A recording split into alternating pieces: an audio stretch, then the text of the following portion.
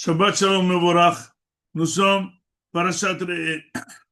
Comme la mitzvah la plus, il y a beaucoup de mitzvahs dans cette parasha, mais la plus marquante, c'est aider les pauvres, donner la tzedaka.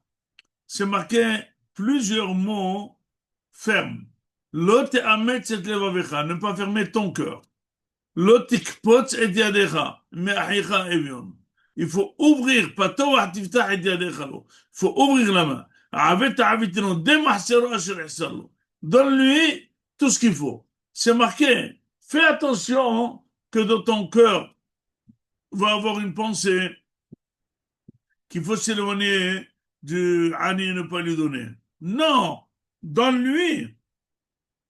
N'est pas mal en lui donnant dans ton cœur. Parce que bigla davar hazeh varechecha Hashem Elokecha. Mais c'est bigla davar hazeh, disent les mefarshim, galgal hu ba'olam. La tzedaka, c'est un galgal. Et c'est pour ça que la personne, elle peut protéger ses enfants, ses petits-enfants en donnant la tzedaka.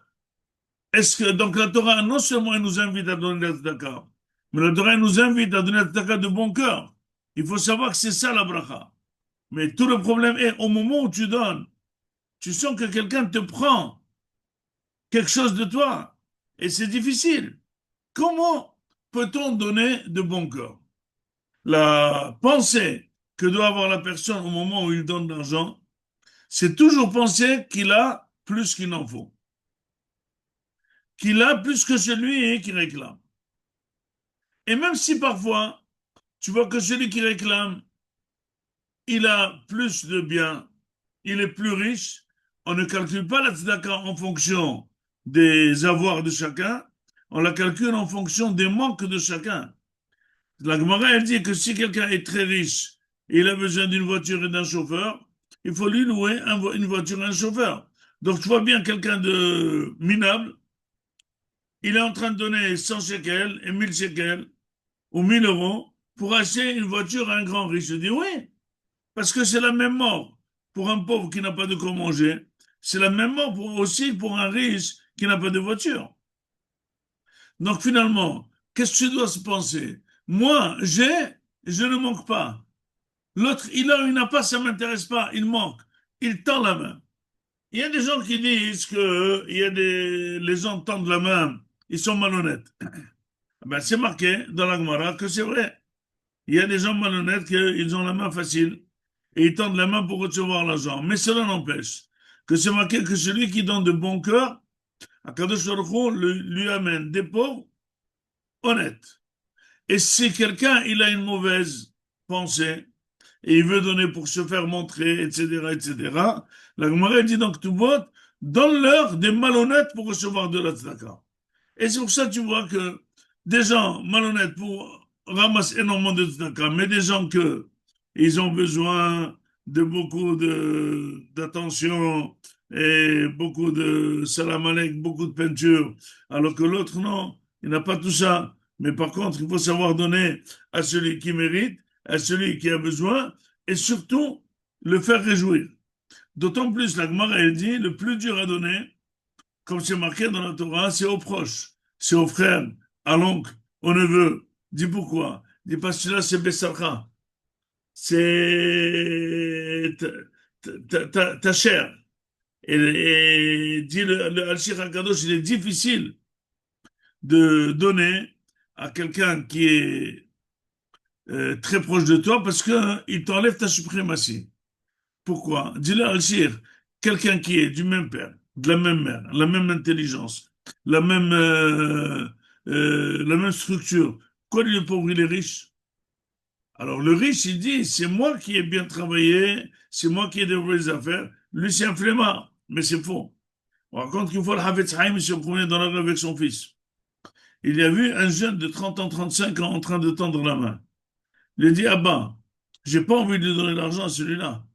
Il est jeune, il peut aller travailler. Il a dit, écoute, c'est marqué dans la Gemara que quand le bébé est fabriqué d'une goutte, c'est marqué qu'on dit sur la goutte s'il est Achir ou Ani. Comment? Il dit, on ne dit pas s'il est faible, il peut travailler, il ne peut pas travailler. Il y a des gens qui ont tous les atouts pour gagner de l'argent, ils ne le gagnent pas. et des gens qui n'ont aucun atout, ils ne savent même pas signer leur nom, et ils ont de l'argent.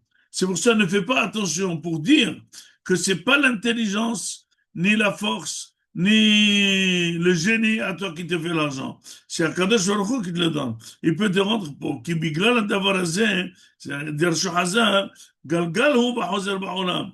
Ou tu es tapé et tu donnes l'argent, ou c'est toi qui tapes, c'est lui qui te reçoit pour te donner l'argent. Et Akadosh Baruch Hu te donnera la bracha. La bracha que donne Akadosh Baruch Hu, tu ne sais pas comment elle peut être grande. Au moment où tu sors l'argent et tu dépenses, tu penses que tu es en train de maigrir. Mais quand tu reçois la bracha, tu oublies. Tous les riches qui reçoivent la bracha, ils essayent pas d'attribuer directement à la tzedaka. C'est faux. Toute bracha que tu reçois, il faut l'attribuer à la tzedaka pour être encore encouragé à donner la tzedaka. Cette semaine, j'ai dit dans la dracha que quelqu'un peut demander un double salaire. Il gagne 5 000 euros, il veut 10 000 euros. Alors, je leur ai dit, attention, c'est pas toujours que c'est bien de demander ça. Parce que si jamais tu n'es pas capable de donner encore 500 euros de tzedaka, il vaut mieux ne pas demander, parce que tu ne vas pas donner même les 5 premiers. Or, les gens, avant de gagner de l'argent, ils disent, moi, si je reçois plus, je donne. Mais quand ils reçoivent, très difficile de donner. C'est facile de donner sur 5 000 euros 500 euros. Mais donner 1 000 euros sur 10 000 euros, donner 10 000 euros sur 100 000 euros, ça c'est difficile. C'est qu'on raconte une blague, il y a une fois, qui a pris à Kadosh Baruch Hu et dit, à Kadosh Baruch Hu, donne-moi de la richesse. Je donnerai la moitié à la tzedaka, pas 10%, la moitié. Si tu ne me crois pas, prends la moitié, donne la moitié. Parce qu'une fois que la personne reçoit l'argent, c'est très difficile. On raconte dernièrement un sipour très clair. Un monsieur qui habitait à Tel Aviv, il a reçu une famille des Tilim de Ashkelon. Toute la famille est tombée dessus, il les a hébergés, il leur a donné à manger, et finalement, il n'avait pas de quoi tellement, il a fait un prêt. Il a dit à sa femme, on va faire un prêt, on dépense, tout va terminer, à Azot. Il les a hébergés 3 semaines, une famille entière avec 6 enfants. Il dit après 3 jours, au revoir et merci, tout là-bas. Le lendemain, il se lève, la cuisine éclate, les tuyaux, il fallait amener les grands installateurs pour creuser, pour arriver au tuyau pour le coller. Mais c'était un travail de dire, écoute, on vient de terminer une dette. D'accord, regarde quel prix on a reçu. C'est pas possible. Mais c'est la il faut bien accepter les choses, c'est pas grave. Ça va être sur ta santé, etc. Sois content. Donc, le monsieur, il amène un installateur, il creuse, puis il voit qu'avec quoi il creuse dans le parterre de la cuisine, il habite au rez-de-chaussée, il est rentré entièrement. Il dit, attends, il y a quelque chose qui ne va pas. Tac. Il creuse encore à côté, il regarde, il dit, il y a ici quelque chose. On dirait une maison en bas. Il rentre, il creuse par-ci, par-là, il dit, il y a une maison en bas de la maison. Alors il est descendu, c'était pas une maison, c'était comme un stationnement. Il a arrangé tout et il voulait louer cette maison.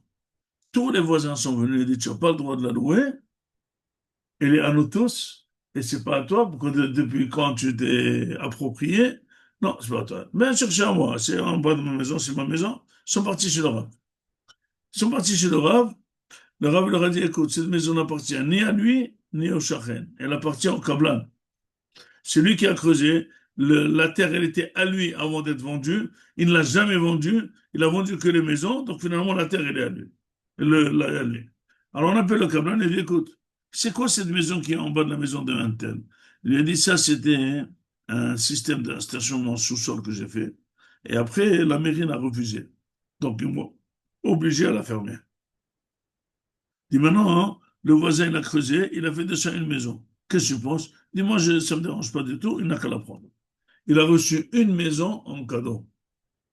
Donc tu vois parfois hein, que ça se tord, ça devient plus dur. Tu fais la tzedaka. Mais après, quand ta cause t'ouvre les portes, quand tu pries et tu es répondu, et quand avant de prier, Hachem t'épanne de tsarot, alors ça vaut le coup de donner la tzedaka. Jamais ça ne va à perte. Jamais ça ne fait de fruits. C'est toujours fructifiant. C'est toujours de la bracha. C'est toujours de la santé. Et surtout, si on le fait avec bon cœur. Pour le faire avec bon cœur, il faut d'abord être convaincu que c'est Hachem qui nous donne et qu'il nous a donné en plus, il nous a donné même la part du pauvre à lui transférer, il faut le faire avec la bonne humeur, avec politesse, avec gentillesse, avec des brachot qu'on bénit le pauvre, et Akadosh Baruch Hu Yevarech Otcha. Shabbat Shalom Mevorach.